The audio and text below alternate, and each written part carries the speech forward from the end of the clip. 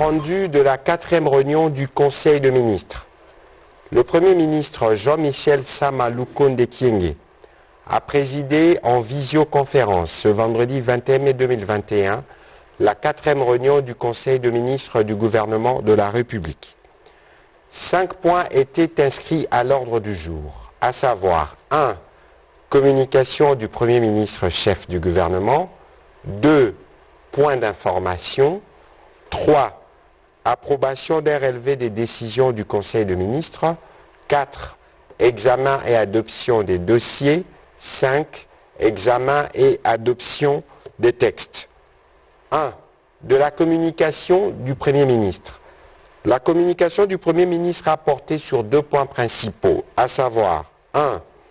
Des efforts pour la mobilisation accrue des recettes publiques. Le Premier ministre chef du gouvernement a insisté sur la nécessité pour tous les membres du gouvernement d'œuvrer en faveur de la mobilisation des recettes publiques.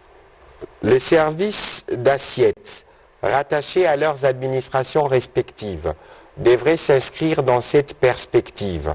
Il a instruit tous les ministres de préparer des notes à l'intention des ministères du budget et des finances pour la maximisation des recettes.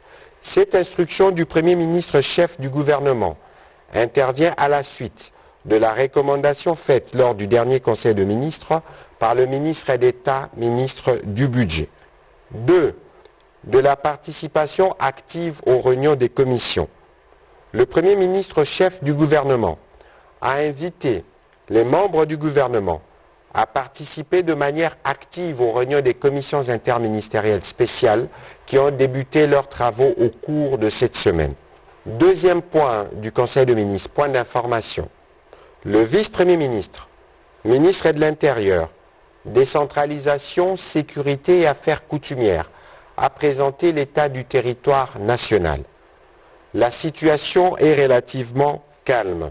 Il a noté l'expression de l'indignation massive de la population congolaise suite aux déclarations du président rwandais sur l'implication connue de son armée dans les crimes commis dans l'est de notre pays.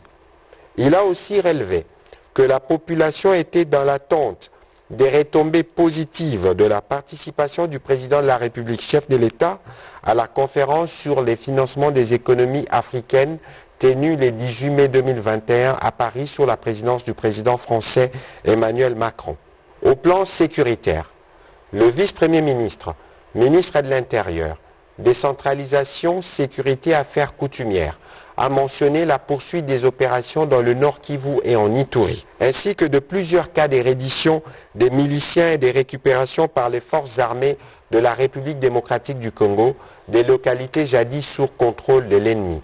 En Ituri, les FARDC ont, après d'intenses combats, le 16 mai dernier, récupéré 8 localités, jadis occupées par les miliciens FPIC Chiniakilima, notamment Niakasi 1, 2, 3, ainsi que Sililo et Bahia, situés respectivement dans les chefferies des Mobala et Baemba en territoire d'Irum ou en Ituri. Ces offensives de nos forces armées contre les miliciens s'intensifient également en territoire de Djougou. Au sud Kivu, les seigneurs de guerre, connus sous le nom de Raïya Mutomboki, Mabuli Mwanadamu, s'est rendu aux forces de défense le 18 mai 2021 à Ninja dans les territoires de Kabaré. Avec lui, 35 combattants et des munitions et armes de guerre. Réagissant au point sur la reddition, le Premier ministre chef du gouvernement a salué l'engouement observé ces derniers jours à la suite de la proclamation de l'état de siège dans les provinces du Nord Kivu et de l'Ituri. Il a évoqué la nécessité de travailler à mettre en place le cadre légal qui permet la fusion de programmes de désarmement, démobilisation et réinsertion DDR et de programmes de stabilisation et de reconstruction STAREC. Les 2 programmes fusionnés deviendront DDR-CS, désarmement, démobilisation, réinsertion communautaire et stabilisation. Ainsi, le processus de réinsertion pourra accompagner immédiatement les opérations militaires en cours. Dans les mêmes ordres d'idées, la commission gouvernementale ad hoc, placée sous la direction du ministre d'État, ministre du Budget au terme du deuxième Conseil de ministres, a été chargé de préparer la riposte humanitaire au Nord Kivu et en Ituri. L'action humanitaire se déploiera très vite pour prendre en charge les populations déplacées et répondre à d'autres situations urgentes. Le ministre de la Défense nationale et ancien combattant a pour sa part brossé la situation générale par zone de défense. En dehors des faits mentionnés par son collègue de l'Intérieur, la situation est sous contrôle. Il a fait le rapport de l'opération de bouclage qui a été effectuée le 16 mai dernier au camp Kokolo à la suite des différentes plaintes enregistrées. Plusieurs arrestations ont été signalées, des armes saisies et des expulsions opérées.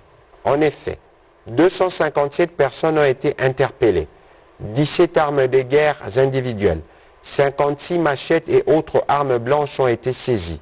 31 familles de civils irrégulièrement installées dans ces camps ont été déguerpies.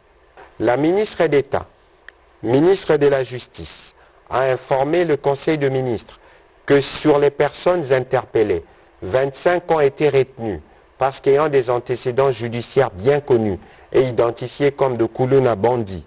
Ils seront acheminés dans les prochains jours à Kanyamakasese dans le Haut-Katanga pour leur rééducation.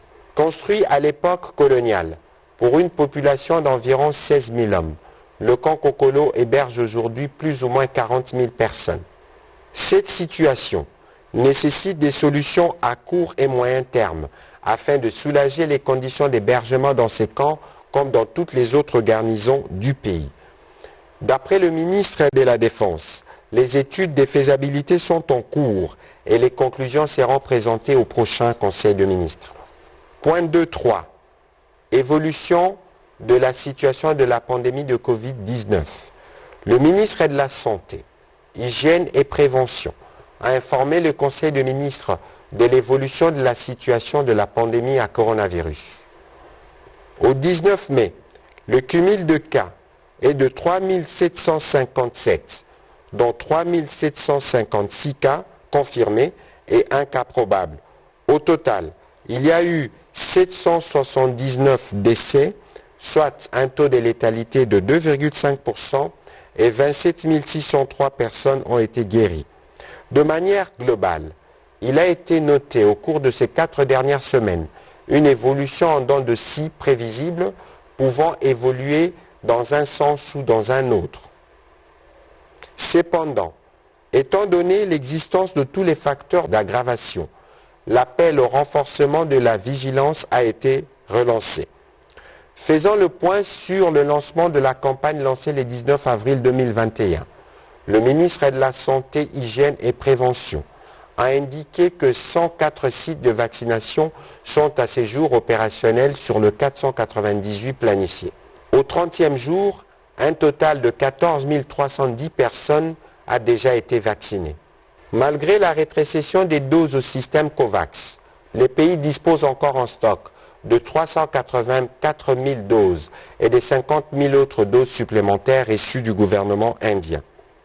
De ces faits, les efforts sont déployés pour renforcer la communication et d'autres activités à grand impact pour vacciner plus de citoyens.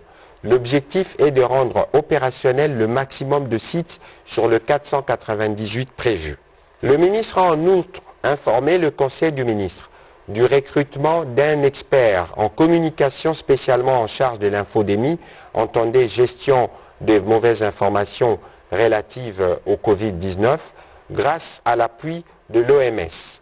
Le ministère de la Santé, dans le cadre de la relance de la nouvelle campagne de vaccination, invite le parlementaire, les membres du gouvernement, les influenceurs à y participer volontairement pour contribuer à l'atteinte de l'immunité collective. Point 3. Approbation d'un relevé des décisions du Conseil de ministres. Le Conseil de ministres a adopté le relevé des décisions prises lors de sa 3e réunion. Point 4. Examen et adoption d'un dossier. La vice-première ministre, ministre de l'Environnement et Développement durable, a soumis à l'approbation du Conseil de ministres les propositions pour la célébration de la Journée mondiale de l'environnement le 5 juin prochain, placée cette année sous le thème mondial de la restauration de l'écosystème. Cette date coïncidera avec le lancement de la décennie pour la planète, pour la guérison de la planète, avec comme slogan « Aider la nature, c'est s'aider soi-même ». Au regard de la nécessité de préserver l'écosystème congolais, en impliquant le milieu rural dans sa protection, la vice-première ministre, ministre de l'Environnement et du Développement durable, a proposé comme thème national cette année l'arbre pour restaurer nos écosystèmes et la transition écologique pour un environnement sain. Un riche débat s'en est suivi et de manière unanime, tous les membres du gouvernement se sont engagés à participer à cette campagne. Campagne qui rejoint la vision du président de la République, à savoir la plantation d'1 million d'arbres d'ici 2023 pour faire de la République démocratique du Congo un véritable contributeur dans la protection de l'humanité. Ce point a été adopté. Au point 5, examen et adoption de projets de texte. La ministre d'État, ministre de la Justice et garde des Sceaux, a de nouveau présenté au gouvernement le projet de loi déterminant les modalités d'application de l'état d'urgence et de l'état de siège en République démocratique du Congo pour approbation et transmission à l'Assemblée nationale. Le Conseil de ministres a approuvé le texte qui lui a été soumis, qui sera rapidement envoyé au Parlement pour son adoption. La vice-ministre des Finances a quant à elle présenté aux membres du gouvernement 2 projets de texte. Le premier est le projet de loi portant ratification de l'accord de crédit numéro 6858-ZR du 12 mai 2021 conclu entre la République démocratique du Congo et l'Association internationale de développement au titre du projet de développement multisectoriel et des résiliences urbaines de Kinshasa, Kin et Lenda. Et le second est un projet d'ordonnance portant approbation de l'accord de don numéro D7940-ZR conclu entre la République démocratique du Congo et l'Association internationale de développement au titre des développements multisectoriels et des résiliences urbaines Kin et Lenda. D'un coût total de 500 millions de dollars, Kin et Lenda a pour objectif d'améliorer la capacité institutionnelle des gestions urbaines et l'accès à certains services et infrastructures ainsi qu'aux opportunités socio-économiques à Kinshasa. Il compte 4 grandes composantes. 1. Infrastructures et services résilients. Il est prévu notamment la construction de la première phase de l'usine de traitement d'eau à Binzaozone, la construction de la 3e phase de la station d'épuration et la réhabilitation de la station de traitement d'eau potable de Njili. Deuxième composante, communauté inclusive et résiliente. En ce qui concerne l'inclusion socio-économique, les activités prévues visent l'entretien des infrastructures, le développement des compétences et la prévention de la violence.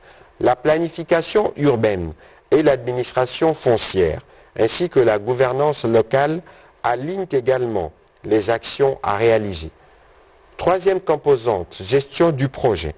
Elle devra permettre à l'État d'assurer une mise en œuvre, un suivi et une évaluation efficace, transparent et responsable du projet. Quatrième composante, mécanisme d'intervention d'urgence conditionnelle.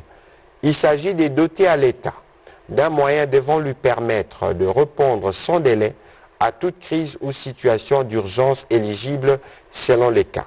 Après débat et délibération, ces 2 projets soumis par la vice-ministre des Finances ont été adoptés. Commencé à 11h16, le Conseil de ministres a pris fin à 14h36. Je vous remercie.